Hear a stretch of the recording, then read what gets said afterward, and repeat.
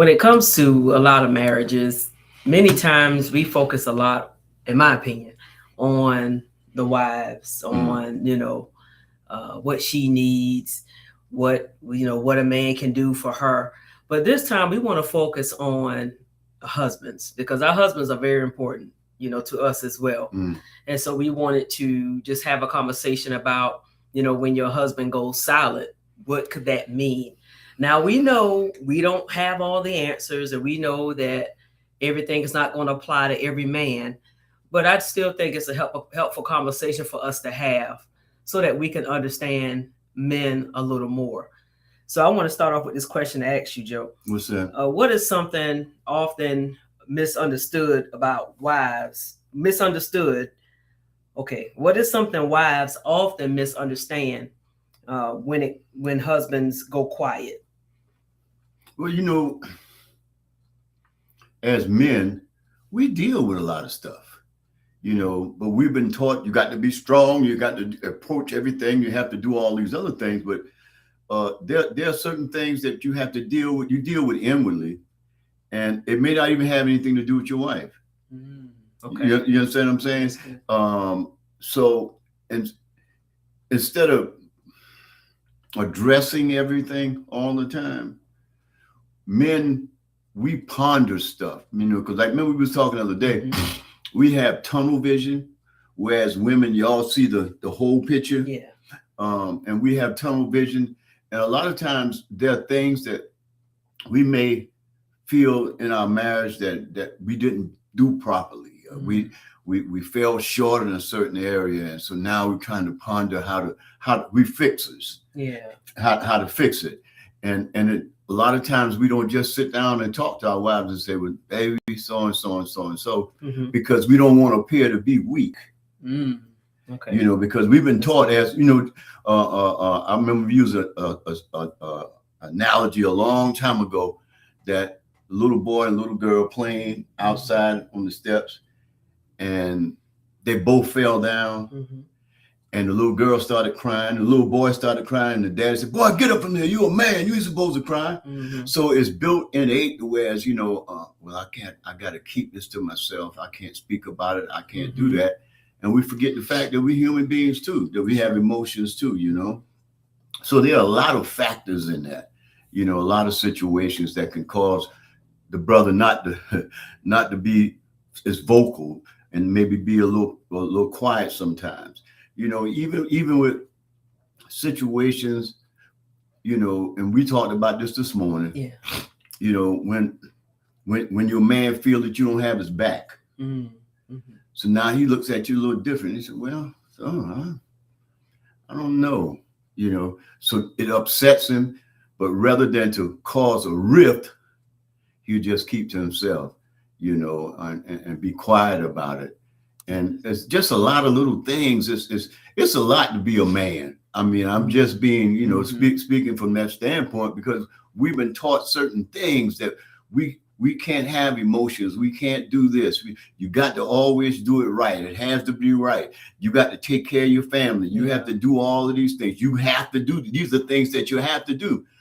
Not realizing sometimes, and how can I put it? Not really realizing sometimes that you and your wife are a team. So you figure that she expects you to always be strong and the man, and I have to love her as Christ loved the church. I have to be the provider. I have to, but it's not necessarily right all the time. So when we are taught certain things, when things occur, we keep them to ourselves. We are basically quiet a lot of times. Okay, yeah, because I know we talked about that situation that happened last year. Yeah, where I didn't support you because I had a different outlook on the situation than you did. Yeah. But it was when I was in therapy, and when I told the therapist about it, it clicked like, why didn't you support your husband? He had a right, to feel the way he did. And I was like, oh my gosh. And I know when I know I came to you and I apologized to you. I said, I apologize. I said, because I only saw it my way. I didn't see it your way. Okay. And I said, you had a right to feel the way that you did. and I apologize for not understanding and having your back as well. Yeah. Yeah. So can I say this before you go sure. to the next question? And the thing about it, what happened, I got silent. And when I got silent, you got silent. Because we walk around that whole afternoon and the next, it was, baby, but when we sat down and talked about it, I remember we was downstairs in the living room. And I said, baby, I got to talk to you. I said, this is how I felt about this and that, so and so and so and so. And you was like, Normally, I wouldn't have said anything. Yeah. And that's another thing too. Even with that, a lot of times men go silent out of the fear of being rejected for what they want to say. Wow. So rather than say it, they just hold it and say, "Oh, I don't want her to get upset. I don't want so and so. But this thing is eating me alive. But I'm gonna have to carry it. I have to hold it." And it wasn't until we sat down that morning, as a matter of fact, because we went to bed, we ain't hardly talk to each other. That ain't us, we'll laugh and joke, play, whatever else, and we don't do the fussing thing. But we went to bed. There was a wedge. There was a wedge, definitely. It was a wedge between us. We weren't us, and it just got to the point. I said, "Baby, I got to talk to you because I couldn't carry it no more." Yeah. And when we talked, it was like, okay, all right. So I was able to convey with you how I actually felt about that. Yeah. And because normally, I mean, most men, man, they don't say things to their wives. They don't do this and that. And that's where the division comes, and that opens the door for other crazy stuff to happen. Because now, he hides stuff from you. He doesn't tell you this and that out of the fear. And that's something that men have to deal with. So what would you say would make a husband, and I know we can't speak for all husbands, but what you think would generally make a husband feel supported by his wife?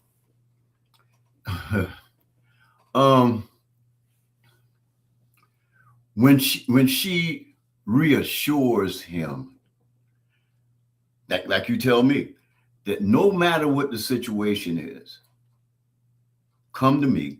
Let's talk about it. That I may not agree with you, sweetheart, but I still love you. But just be honest and tell me about it. Don't hold it. Don't try to carry it by yourself. I'm here for you. And when the woman can convey that, it doesn't matter, because now I know that, you know what? I got a partner. She's just not my wife, but she's my partner. She's my team member. She's my friend. Yes. I can be honest, open and honest. I can be vulnerable. That's the word. I can be vulnerable with her. I can show her that when things hurt me or when things are not right, that I know I have her support. Even if the support is something I don't like. Even if the support is something with Joe, man, you messed up on this. You shouldn't have done that. But I got your back. But I want to let you know how I feel. So now I said, well, at least she didn't let me go down that road. You understand? She grabbed me before I got down that road and said, come here, man. Let's deal with this here. Let's go through that. And it was like, I tell you when that situation happened a long time ago, and you told me, you said, man, tell me everything. Write me everything. I think I wrote you an 18-page letter. And it let me know that you were there, even though what happened had hurt you, even though what happened had caused you to look funny, and even in that, I was concealing it now because I didn't want to say, I got silent about it. But when you opened the door and said, Joe, just tell me, write me and let me know everything. It showed your support. It showed that your genuine love. It showed that, and it freed me. It took me out of bondage. And that's, I think, that women should always do with their man. Show their support, even if it hurts him. You see what I'm saying? Gotcha. Even if it hurts him, because then it allows him to open up. It allows him to be free. It allows him not to be silent, because there are a lot of things that, I mean, that can make a brother silent. You know, and I'm not getting on women now when I say this. No, go ahead and be honest. A nagging woman is the worst thing a brother could have. Because now you don't say anything. You go cold silent. Well, I can't even talk about this and that because she got something to say. She gonna do so and so and so. There's a way to nag. How can I put it like that? There's a way to nag without nagging. You know what I'm saying? There's a way to say, Joe, I asked you to do so and so and so. You ain't done it yet. Or rather, why you don't never do what I tell you to do? I tell you to do this here and that. You don't. Yeah. You know, there's a difference. Yeah, it's not what you say a lot of times, it's how it's presented. And when you're constantly fussing and going through all them changes, a brother get quiet on you. I mean, he'll just, okay, well, all right, since me talking to her, because she ain't gonna do nothing but fuss or whatever else, you know. And a lot of times I even ask you, I said, baby, don't fuss at me now. He said that all the time. I said, don't, and she doesn't fuss. I said, when you say that, then you gonna open me up to fuss. but she doesn't nag in her fussing. And I mean, when I say fuss, I'm talking, especially with you. I'm talking about you understand me to the point to whereas when you hear me say that, Joe, what you want? What is it? It's not like, well, why you asking? Why you saying? It's none of that. You know what I'm saying? That's where I'm coming from, because I said I like sweets. I'm just being. I love sweets. I love honey buns. I love them. And even though trying to work on my diet and stuff like that, she know I love sweets.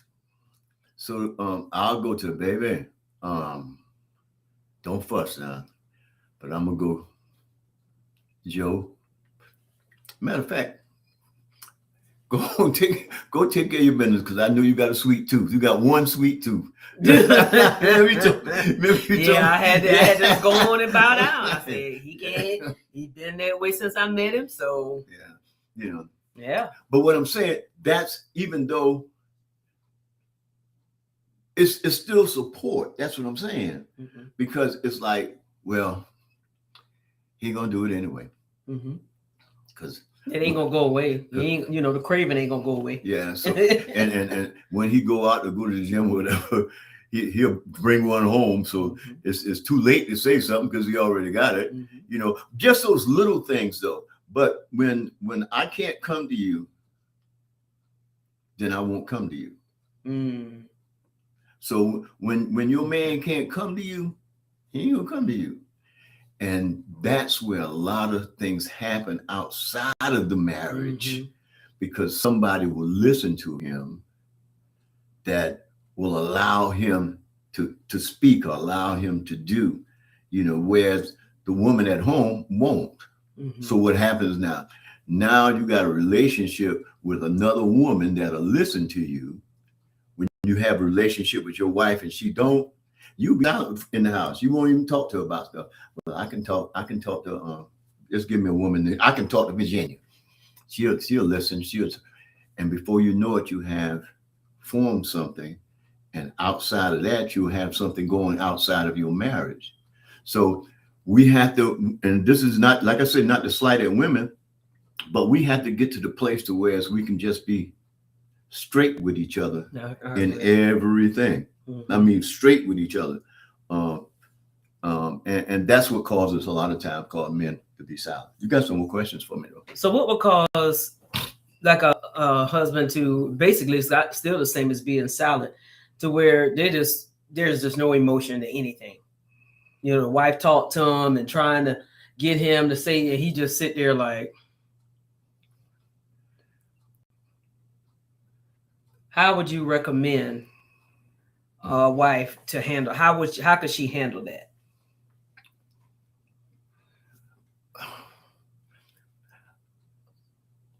I think she should just like you just said, just talk to him and explain to him, baby, I'm not trying to belittle you or whatever else, but we need to talk about this. We need to do such and such and such. You don't have to be afraid to talk to him. I know you may not be emotional like I am. I know, like I said, it's not so much what you say, but it's the presentation.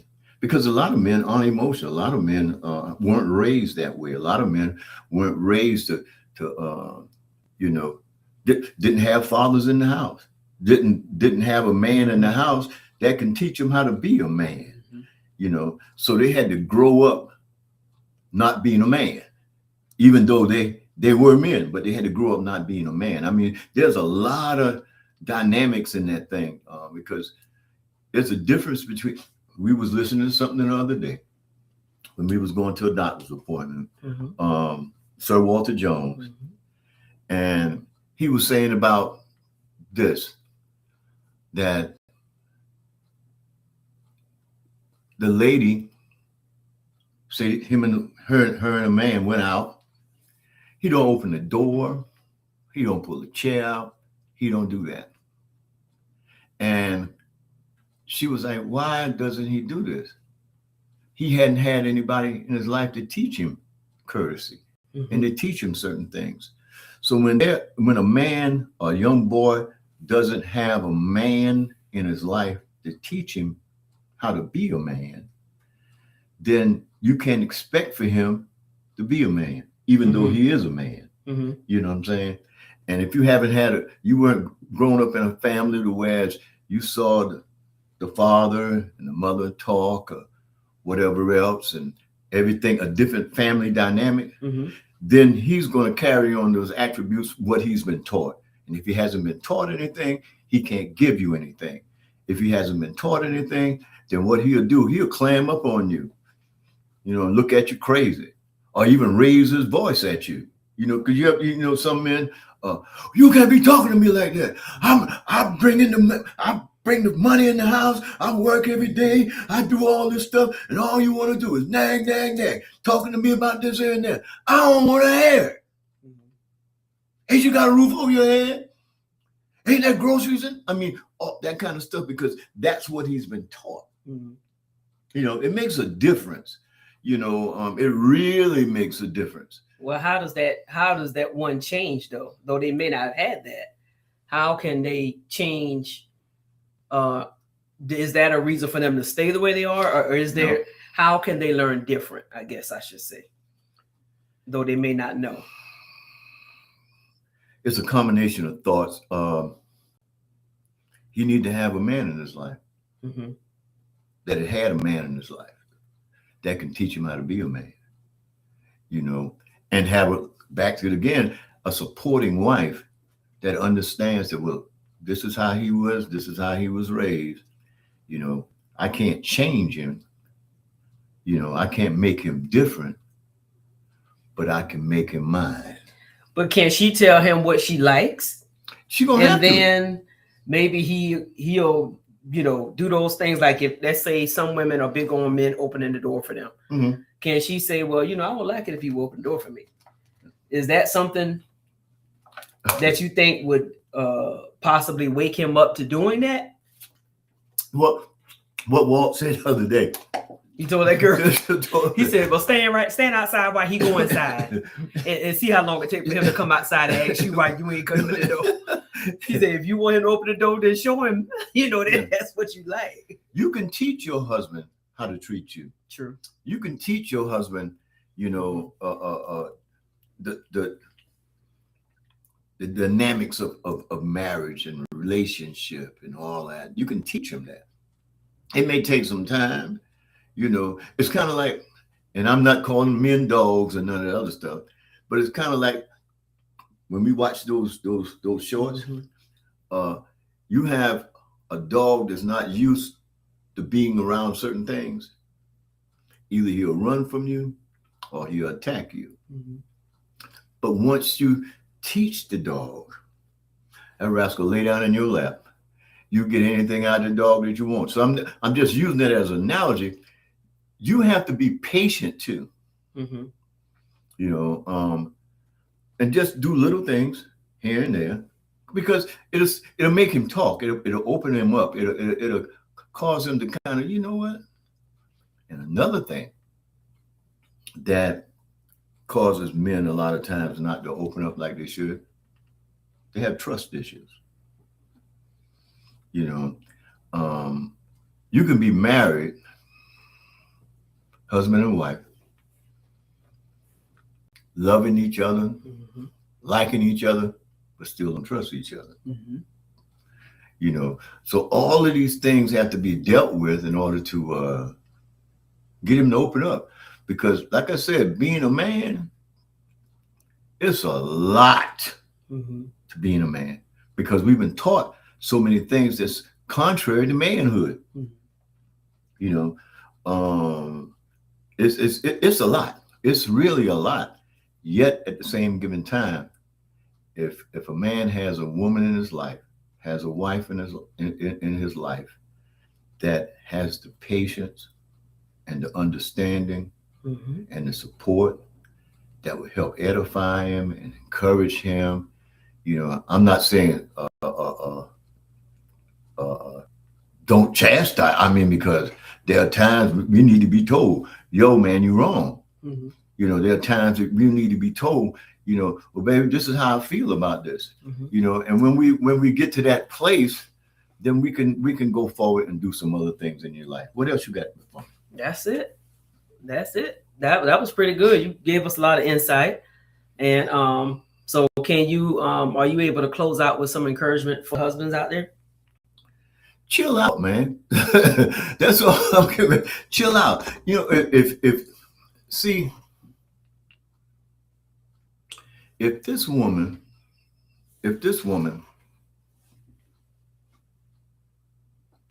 gave you her life as your wife, that means that she's willing to build with you.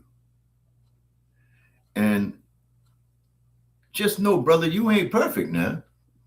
You know, you're constantly maturing and you grow from glory to glory, faith to faith in your marriage. Every day is not going to be a sunny day. Every day ain't going to be a rainy day. But every day is going to be a day. You know, so embrace the day, embrace yourself, have the confidence within yourself to know that, you know, whatever it is, we can overcome. Mm-hmm. And don't be silent. Because I'm going to tell you, I'll say this and I'll be finished. Something happened one day. I forgot what it was, babe. And you was up here in the office working on the computer. Something happened. And we didn't talk to each other that night or that morning or whatever, something. And I was getting ready to go to the gym. And I come in here, I said, baby, I ain't mad at you no more. And you looked at me, she said, I ain't mad at you neither. Mm-hmm. And we hugged, and it was like nothing happened. So allow yourself as a man to not be so prideful Mm-hmm. that you can admit that you're wrong, and embrace your wife, embrace her love, and let her embrace you. You know, that's all I can say. And for the wives, if you know, we know that at times it can be challenging when one partner shuts down and you don't know what to do, what to say. You've tried everything and it seems like nothing's working.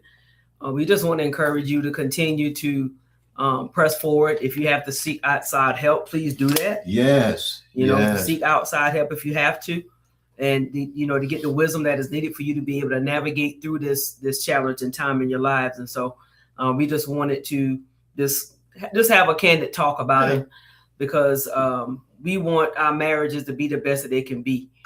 And, you know, we both have a part to play in that. It's not just one person, but it's husband and wife, realizing that we're one and we're together and we're in this thing together. So we hope that this was a blessing to you all. Can I ask you a question, babe, before we close? How does it make you feel when I've been silent? You feel a wedge. Mm-hmm. You feel a wedge. And what do you feel that is necessary as a wife to repair the breach? Definitely pray and ask the Lord for wisdom on what to say and how to address it, Mm-hmm. and then try to address it. Okay. So is timing necessary? Timing is, I believe, is necessary in how you address it. Okay. Yeah. Okay. Yeah. Yeah, because like you said, it's husband. I just thought about it when you said it. It's husband and wife. It's not just wife. It's not just husband, but you two are one flesh, or one individual. And when the wedge comes, you can tell. It's like you're being torn apart. You know, it's not easy. No, it's not easy. So I mean, it's a manifestation of both husband and wife. Yes. You know, but when that guy gets silent, check on it. Just check on it. You know, and when you check on him, you'll bring him out of silence because he'll see you for who you are. Amen. We hope you enjoyed this. We'll see y'all on the next one.